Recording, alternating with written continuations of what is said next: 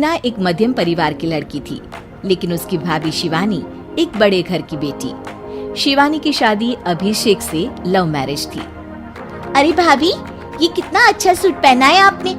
काश ऐसा मैं भी पहन पाती। अरे क्यों नहीं रीना, वैसे भी तुम्हारा और मेरा नाप तो एक ही है, जब मन करे पहन लेना। भाभी, आपको आपके पापा ने कितने अच्छे कपड़े गहने दिए हैं। मैं उनकी इकलौती बेटी जो हूँ। बेटी तो मैं भी इकलौती हूँ, लेकिन क्या करे, पापा है नहीं, पता नहीं कैसे होगी मेरी शादी। तभी वहाँ शिवानी की सास आ जाती है। अरे क्यों नहीं करेगा भाई तेरी शादी धूमधाम से, आखिर जिम्मेदारी है तो उसकी। और वो दिन भी आ जाता है जब रीना की शादी तय हो जाती है। अभिषेक, क्या हुआ? आप इतने परेशान तो कभी नहीं दिखे। कोई बात है तो बताइए मुझे। अरे शिवानी, वैसे तो शादी का सारा इंतजाम हो गया है, लेकिन गहनों का रेट तो आसमान छू रहा है। कैसे क्या करूं, कुछ समझ में ही नहीं आ रहा।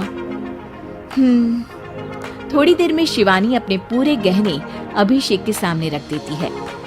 ये लीजिए, गहनों का इंतजाम भी हो गया। अरे नहीं नहीं शिवानी, मैं ये गहने किसी हालत में भी नहीं ले सकता। ये तुम्हारे पिता ने तुम्हें दिया था और तुम हो कि। तभी वहाँ सास आ जाती है। अरे तो क्या हुआ, इसकी तो हो गई ना शादी, अब किसे दिखाने हैं इसने गहने।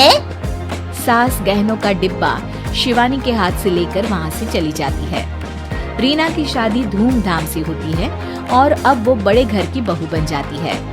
वहीं रीना की शादी के बाद शिवानी और अभिषेक उसकी शादी के कर्जों से डूब जाते हैं। मैं सोच रही हूँ नौकरी करनी शुरू कर दूँ, वैसे भी पढ़ी लिखी हूँ, आपकी थोड़ी मदद भी हो जाएगी। वैसे शिवानी, कुछ दिन कर लो तो अच्छा ही होगा, क्योंकि जरूरत भी है।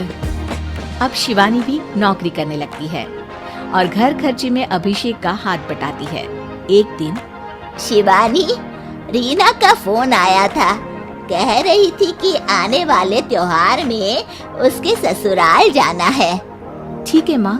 अरे ठीक तो है, लेकिन एक काम कर लेना, उसके सास ससुर से लेकर पूरे खानदान के कपड़े मिठाइयाँ सब ले आना, और हो सके तो रीना के लिए छोटे से कान में पहनने के बूंदे भी। और क्या है ना, शादी में उसे सारी बड़ी बड़ी कान की ज्वेलरी दी थी, घर में पहनने के लिए तो उसके पास कुछ भी नहीं है।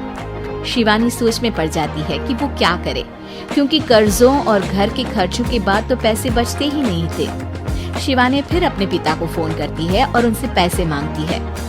देखो शिवानी, मैंने तुम्हें शादी के वक्त ही मना किया था कि ऐसे घर में शादी करनी ही नहीं चाहिए।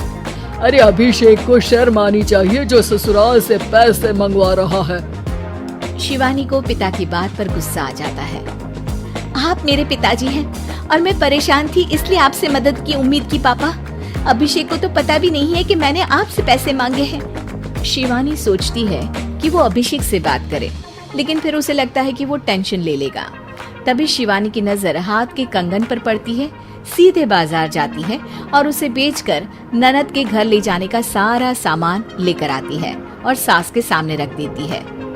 हाँ ठीक है, लेकिन फल थोड़े और अच्छी क्वालिटी के होने चाहिए थे। शिवानी कुछ नहीं कहती, वहाँ से चली जाती है। एक दिन शिवानी, रीना का फोन आया था, बहुत रो रही थी। क्यों माँ, क्या हुआ? सब ठीक तो है ना उसके ससुराल में? अरे तूने तो उसकी नाक ही कटवा दी। अब मैंने क्या कर दिया माँ? कह रही थी कि बड़े घर की बहू है भाभी, जो कपड़े दिए वो ब्रांडेड भी नहीं थे। तू तो जानती है ना उन लोगों का पहनावा कितना अच्छा है। तू तो मेरी बेटी का भला कभी सोचती नहीं।